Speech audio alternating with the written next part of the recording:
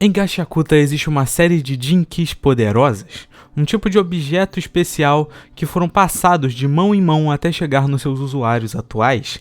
Jinkis que parecem objetos simples a princípio, mas que guardam em si grande significado em seus poderes. Bom, eu sou o Gabriel e hoje a gente vai falar e teorizar um pouco sobre a série Vigia. Criadas há gerações atrás por Canis Surebrek, os objetos da série Vigia eram Jinkis de poder imenso, e que após a morte do seu usuário original foram deixados no mundo e passados entre as pessoas, assim ficando cada vez mais fortes com o passar dos anos. Porém, eles se diferem das Jinkis comuns por um motivo. Os objetos não podem ser usados por qualquer um, apenas por aqueles com um grande vazio em seus corações, um sentimento de algo faltando na sua essência. Eles conseguem usar os objetos da série Vigia justamente pelas capacidades dos objetos os completarem, preencherem o vazio nas suas existências.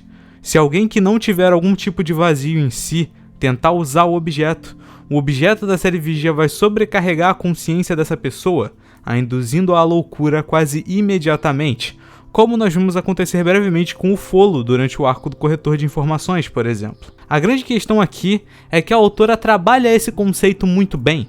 Dos 5 usuários da série Vigia que vimos em ação até o momento, todos têm seus respectivos vazios interiores trabalhados e contextualizados de formas diferentes. Você entende o porquê cada um deles sente esse sentimento e como esse sentimento afeta cada um deles, até mesmo como seus poderes funcionam. Sendo assim, a gente vai falar hoje sobre cada um dos itens da série Vigia, conversar um pouco sobre eles e como eles se relacionam com seus usuários, porque ao analisarmos eles de forma mais profunda, nós com certeza podemos perceber como os poderes dos itens não foram escolhidos pela autora por acaso, sendo eles extremamente condizentes com seus usuários. É claro, esse vídeo tem spoilers do mangá, então tenha isso em mente. Então, sem mais enrolação, vamos começar. As 3 R's são as luvas da série Vigia, pertencentes ao Urudo, tendo o poder de extrair a capacidade máxima de um objeto tocado por elas, mudando a forma desse objeto e o tornando uma arma poderosa temporariamente. Quando o uso da habilidade chega ao fim, ao objeto já ter cumprido a sua função, ele se desintegra por completo. Urudo conseguiu suas luvas como um presente do Regito, algo para mitigar a dor de seus machucados nas mãos, que foram feitas pelo seu próprio pai.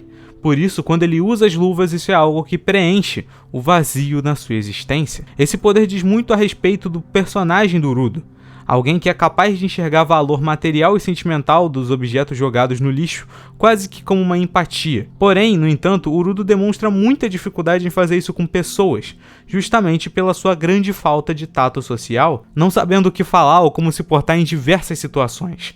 O vazio sentido pelo Urudo pode ser justamente representado pela sua solidão e falta de percepção em relação às outras pessoas, algo que ele lentamente começa a compreender com o passar do tempo. O poder da 3R não serve apenas para extrair a capacidade máxima de um objeto, mas também para que o próprio Urudo possa compreender de forma direta ou indireta a emoção, história e vontade do objeto tocado por ele. E isso vai desde objetos que o Urudo utiliza e a gente sabe o contexto, como o amuleto do Gris ou o pincel da Arenlin, até objetos menores que ele simplesmente achou no lixo durante a obra. O poder da 3R não é uma coincidência, ele guarda em si um valor simbólico muito especial. É o que preenche o vazio do Urudo por permitir que ele compreenda a existência de outras coisas além das dele. A Amo possui as botas da série Vigia, porém o contexto onde elas conseguiu foi bem diferente das do Urudo. Por isso a aplicação inicial da sua habilidade também é muito diferente. Enquanto as do Urudo são um preenchimento do vazio, a Amo usa suas botas não só como um preenchimento, mas também como uma corrente que aprende ao seu passado. O poder dessa Jink é liberar odores familiares para o alvo da habilidade, fazendo com que ele fique preso em uma ilusão que age quase que como um controle mental, distorcendo a percepção da vítima e a controlando temporariamente. Quando a Amo é apresentada na obra, ela utiliza essa habilidade de forma negativa, brincando com as memórias das pessoas e as fazendo ter visões de seus entes queridos. Essa forma de uso da sua habilidade se conecta com a personagem de muitas maneiras. A Amo também possui pouquíssimo tato social, até menos que o Urudo. muito por causa do mal que sofreu na sua infância. Por não entender como relações humanas realmente funcionam e ter uma percepção muito distorcida acerca do conceito do amor, a Amo usa das suas habilidades de uma maneira extremamente doentia. Porém, quando ela é derrotada e tem uma conversa com Urudo e com os outros limpadores, a Amo consegue soltar, consegue deixar o significado negativo do seu item e resolve usá-lo para o bem. A habilidade da Amo é ressignificada pela vivência que ela tem nesse momento. O objeto deixa de ser uma corrente que prende ela ao passado e passa a ser algo que ela pode usar para preencher o vazio dela, assim como Urudo fazia. Se desprender das memórias traumáticas e conseguir finalmente seguir em frente. Agora, entrando numa área um pouco mais cinza, o Zodil ainda é um dos personagens mais misteriosos de Gashakuta, porém também é um dos mais bem escritos. A sua Jink Mishra é o casaco da série Vigia que assume diversas formas por meio do que o Zodil come, assim estando em um estado de transformação constante. Como o Zodil obteve seu casaco ainda não foi propriamente dito. A gente tem uma página que relata bem esse momento, porém essa cena é só um vislumbre rápido e sequer temos contexto ou diálogos indicando como aconteceu. Porém sabemos que foi quando o Zodil ainda era bem jovem, muito provavelmente estando ali na sua pré-adolescência mais ou menos. O vazio do Zodil pode sim já ter sido explicado, mas para a gente entender ele de uma forma mais bem definida, é preciso que a gente interprete bem algumas cenas e diálogos dele. Durante toda a obra, o Zodil menciona algumas vezes sobre seu ódio e incontentamento a respeito do sistema atual de como o mundo funciona, tendo muito provavelmente sofrido bastante graças a ele, e isso o motivou a destruí-lo, gerando assim o seu desejo de destruir o paraíso. Esse sentimento, seja sua raiva pelo sistema ou seu foco absoluto no objetivo, muito provavelmente foi o que gerou o vazio que o Zodil sente em si. O Zodil demonstra também uma ideologia que conversa diretamente com a funcionalidade da sua Jink, e que pode ser a resposta sobre como ela ajuda a preencher o vazio dele. Zodil acredita que para o avanço acontecer, é preciso mudança, e para a mudança acontecer em um indivíduo, ele precisa sofrer pelo valor de choque. Ou seja, para que uma transformação ocorra, primeiro um choque deve ocorrer, exatamente como sua Jink, que muda de forma após ele ingerir algum alimento específico, principalmente seres ainda vivos. A transformação só ocorre pelo valor de choque, e a Jink do Zodil é um exemplo perfeito disso. Agora, se o Zodil foi difícil, esse aqui é quase uma incógnita completa. O Tamsi é um dos personagens mais interessantes no mangá e tem tudo para ser um dos vilões principais da trama. O Tamsi já tem uma Jink, o seu Carretel Tokushin, porém atualmente ele também está em posse de outra Jink, o livro da série Vigia, que tem o poder de modificar a percepção e a memória de um alvo. Não se sabe exatamente as limitações ou as capacidades dessa habilidade, afinal ela só foi usada uma vez e nem foi mostrado pra gente como funciona, porém já dá para extrair algumas coisas um pouco interessantes. Primeiramente, se o Tamsi é capaz de usar uma Jink da série Vigia, significa que ele carrega em si o sentimento de vazio de alguma forma. Como exatamente ainda não sabemos, mas talvez seja até interessante se o Tamsi já tiver nascido assim. Seu vazio ser diretamente conectado à falta de emoção e empatia seria uma construção muito interessante para o personagem e que agregaria bastante nele. Mas até aí seria só uma teoria. Mas seria algo que o diferenciaria de outros personagens. Talvez o vazio do Tamsi não seja algo necessariamente negativo para ele em si, mas que causa dano aos outros pela personalidade destrutiva que o Tamsi possui. Além disso, seu poder também se relaciona com ele em uma analogia interessante.